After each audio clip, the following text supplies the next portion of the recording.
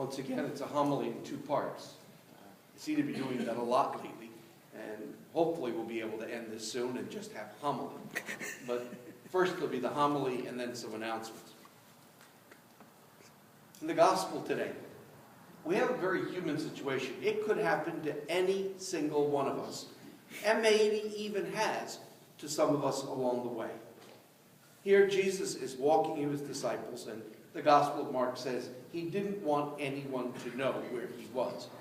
Very typical of Jesus in the Gospel of Mark. It's what they call the messianic secret. In other words, Jesus is the Messiah, but don't tell anybody. Keep it quiet. Let them learn on their own. And so you have Jesus walking along, and you can kind of see him maybe walking a few paces ahead. And haven't you done this with your kids or also with other people? You're sort of listening to what they're saying as you walk along, pretending that you're not paying any attention, but you really are. You know? And so they're walking along, and they're talking about, Dad loves me more than he loves you. You can easily see Peter saying, well, he called me first. You know, I'm the one that is his special friend. Who is first? Jesus says nothing along the way, but when they get there, he gathers them all together and says, the one who would be first among you is the one who must serve the least. And you could just see the apostles sitting there saying, huh? What's that all about? And he makes it obvious to them. Calls a child over. A child who in society at that time had no standing until they had completed their bar mitzvah, until they had actually become children of the law. They really had no rights and no place in society. It's kind of like sheep. You number them, you don't name them because you don't know that they might die. And infant mortality and childhood mortality was very common in those days. And so he brings a child over and said, unless you become like this child, you will not enter the kingdom of heaven. Unless you become like this one, who freely gives of his love without asking, who freely gives of his care to you, just assuming that you're going to love him back, asks for nothing in return, expects nothing in return, and just gives. Unless you become like this child, you cannot enter the kingdom of heaven. That's scary. It's nice to say, and it makes great posters. And I've talked about this theme many times, because page after page after page after page, the gospel challenges us to think less about ourselves and more about others. To put ourselves to the side and care about the needs and the concerns of others first. Especially for us here in the United States, that is not normal for us. We don't function that way as a country. We don't function that way as a society. And yet it is what the gospel asks. It's interesting, very early tomorrow morning, I think about 1:30 in the morning, they're leaving from over in San Carlos.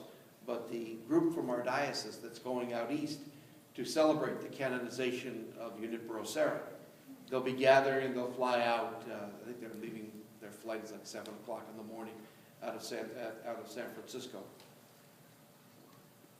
But they're going to go out there and gather with the Holy Father.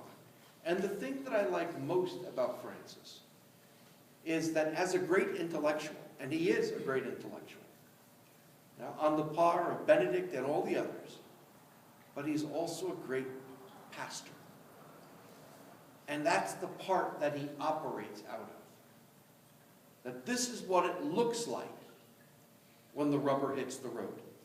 It's all fine for us to sit around and talk about the beautiful things of the gospel. To sit and talk about what it means to be Catholic. But when the rubber hits the road, what do?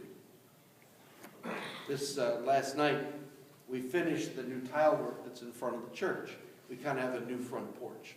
I feel like I should be, putting out a deck chair, a big picture, or whatever, just kind of sitting, watching the traffic go by. But we have a brand new front porch, and it just opened last night at 4:30 in the afternoon. And I was saying to the group last night, you're the first ones to walk through those doors. In fact, those of you who only come on Sunday wouldn't know that those doors have been sealed all week.